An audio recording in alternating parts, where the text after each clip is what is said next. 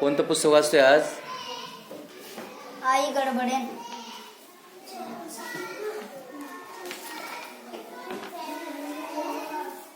हे आहेत गुंडू आणि गौरी.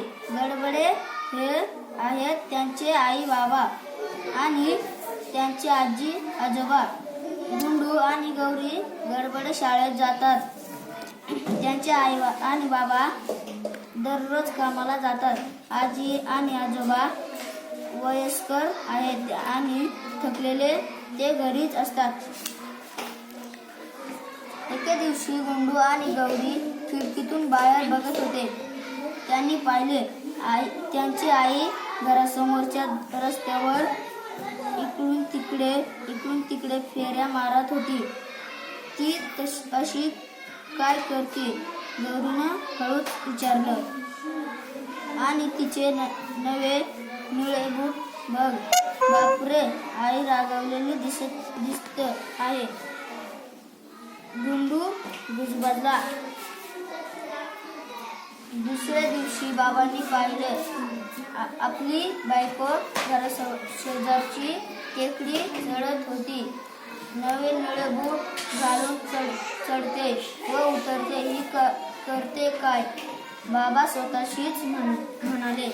तिसऱ्या दिवशी त्यांनी आणखी आश्चर्य वाटलं आणि आई विचारात काढून घराच्या पायऱ्यांवर एकटीच बसली होती.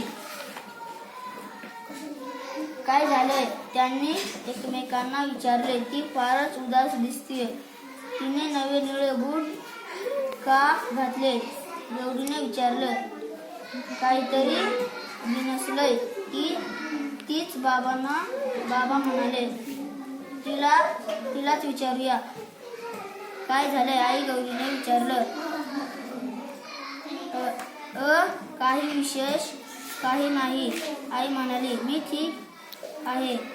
पण जेव्हा तिनं पाहिलं की सगळे खूप काळजीत आहेत तेव्हा तिनं आपली अडचण सांगितली. हे बघा, ती म्हणाली, माझ्या मैत्रिणी गिर्यारोहणाला जाणार आहेत पुढच्या महिन्यात. मला खरं तर जायचं त्यांच्याबरोबर, म्हणून तर मी सराव करत होते चालण्याचा आणि चढण्याचा. पण असं वाटतंय मी नसेल जात तर घरातील सगळी कामं कोण करणार? म्हणजे मी काही जाऊ शकणार नाही. असं नाही, गौरी आणि गुंडू म्हणाले. तू जा गिर्यारोहणला, आम्ही करू सगळं नीट. तू नसली तरी चालेल आम्हाला, म्हणजे तू आम्हाला इथे हवी असतेस, बाबा म्हणाले. पण आमची काम करण्यासाठी नाही, आम्ही करू सगळे कामं. तू काळजी करू नकोस. हो ग आई, मला म्हणाली.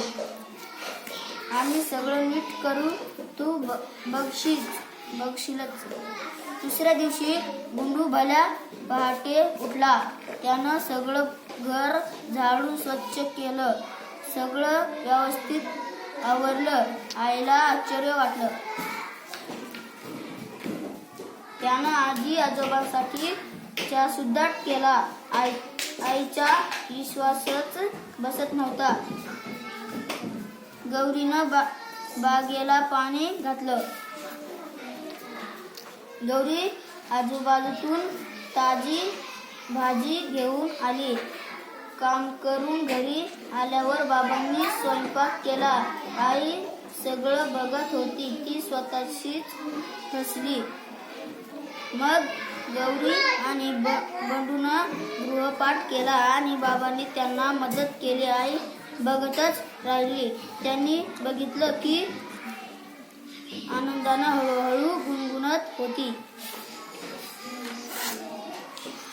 शेवटी आईची खात्री पटली की आपण नसतानाही हे सगळे व्यवस्थित करतील. आता तुम्हाला माझी गरज नाही. ती म्हणाली, मी गिर्यारोहणला जाण्यासाठी तीच सामान बॅगेत भरायला लागली. तसं नाही, आई म्हणाली. तू हवीच. गुंडू आणि गौरी म्हणाले, आम्हाला तू येथे हवीच, पण माया करायला घरीच काम करण्यासाठी नाही.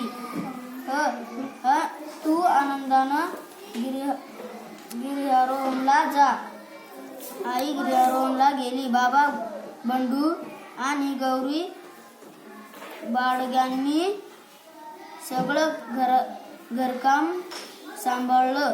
त्यांनी स्वयंपाक केला, घर स्वच्छ नीटकं ठेवलं, आजूबाजूतून सामान आणलं आणि आजी आजोबांचंही सगळं नीट केलं. गुंडू आणि गौरीनं गृहपाठही केला आणि बागेलाही विसरले नाहीत बरं का. त्यांनीही खूप मजा वाटली आणि आईलाही. आई घरी परत आली. तिने गुंडू, गौरी आणि बाबांना खूप गमती सांगितल्या. कितीतरी छान छान फोटो दाखवले आणि त्यावेळी गुंडू, गौरी आणि बाबा काय म्हणाले माहिती आहे का? आई, आता मला कळलं तू रोज केवढी कामं करतेस. आता आमची कामं रोज आम्हीच करू. आईनं मुलांना जवळ घेतलं. शाबास, छान.